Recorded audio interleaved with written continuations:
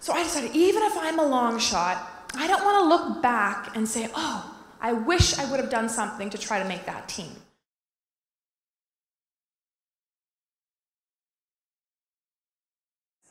And certainly for our team, by far the best thing about being a part of the national team was sharing that experience. Although one of the most common questions we would be asked was, how do you guys deal with the pressure or the expectations?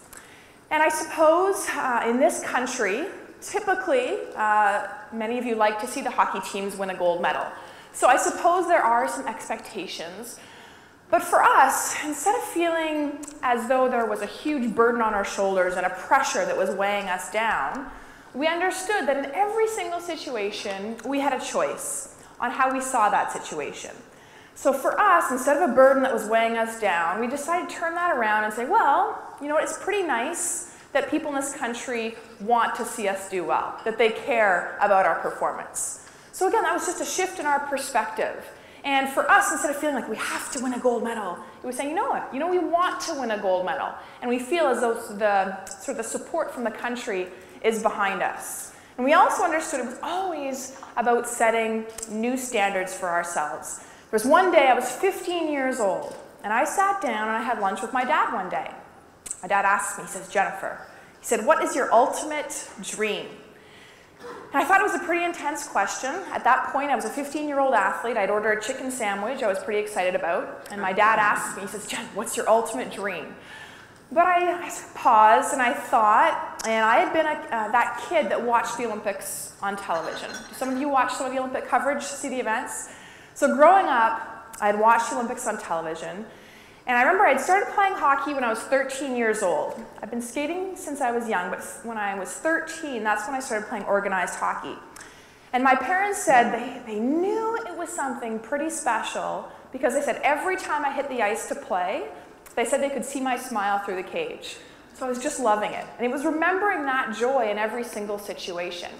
So a couple of years later, I was 15, having this lunch with my dad, and I stopped and I thought, and I said, okay, Dad, I said, my ultimate dream is to go to the Olympics. I said, I would love. I would love?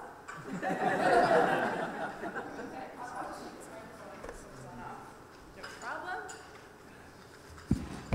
How's this? Okay, good. So I told him that day at lunch that I would love to play hockey for Canada at the Olympics. And I said, you know what, I would love to be there.